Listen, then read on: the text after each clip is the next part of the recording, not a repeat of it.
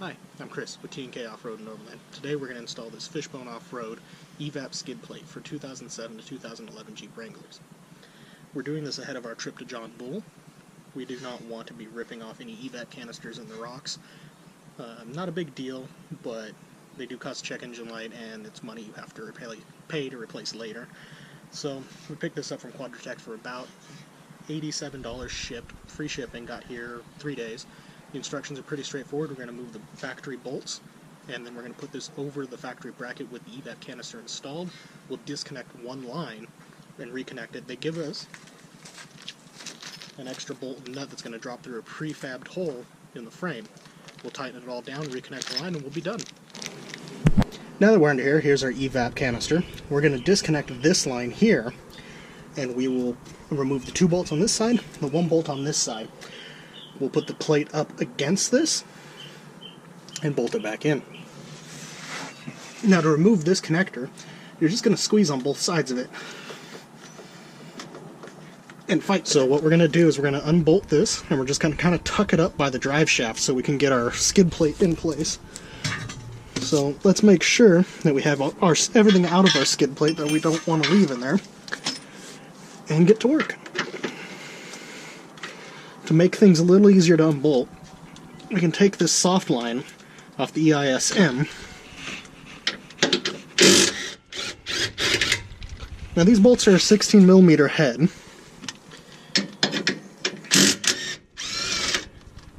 And there's 3 of them.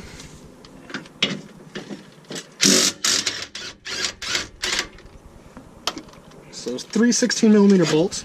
A hard line and a soft line or a hard line with a soft line on the end of it, and an electrical connector is really all that holds this in.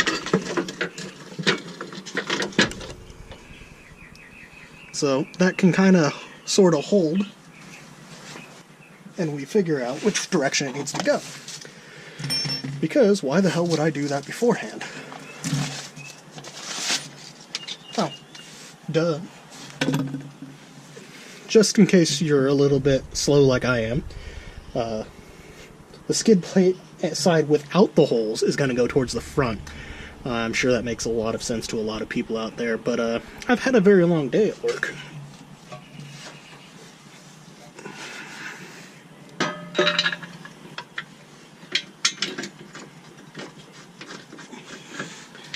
Doing this on your back in your driveway is definitely doable.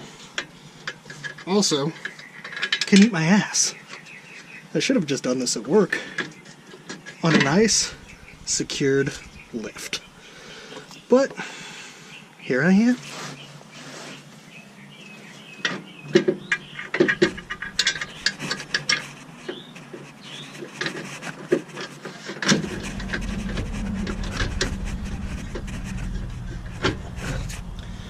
Alright, so now that we have it loosely mounted,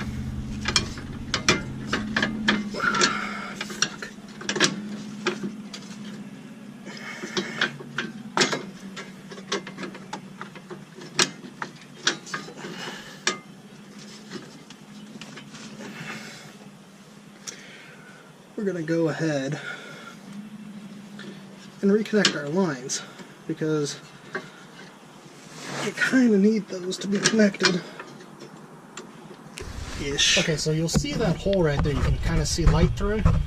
We're going to drop a bolt in from the other side, and then we're going to put a nut and a washer on it. We're going to tighten that down with the other 3 bolts. They supply you an extra one.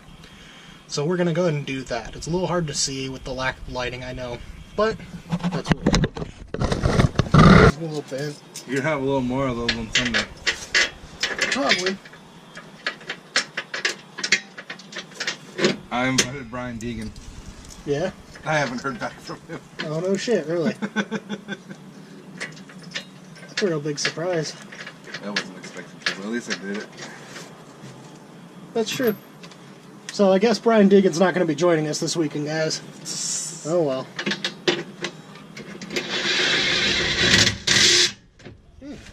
Wrong size. That's the right size, just wrong angle. There's not really a straight shot on him anymore because of the lips.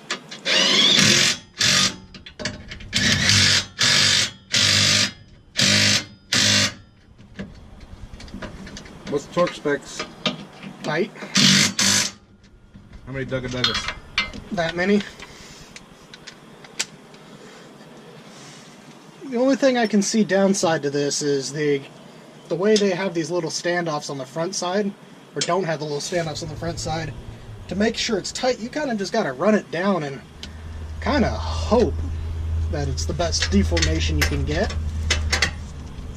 The only one that you can really get a straight shot on is their supplied bolt.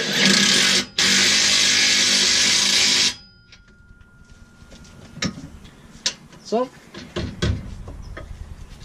that's nice and tight now. Hopefully it doesn't fall off. That's been our installation of this Fishbone Off-Road Evap skid on a 2007 to 2011 Jeep JK Wrangler. Thanks for watching. If you liked it, subscribe, give us a like, give us a comment. If you dislike it, go ahead and give us a thumbs down. But at least leave us a comment and let us know why you don't like it. That'd be really cool. Thanks.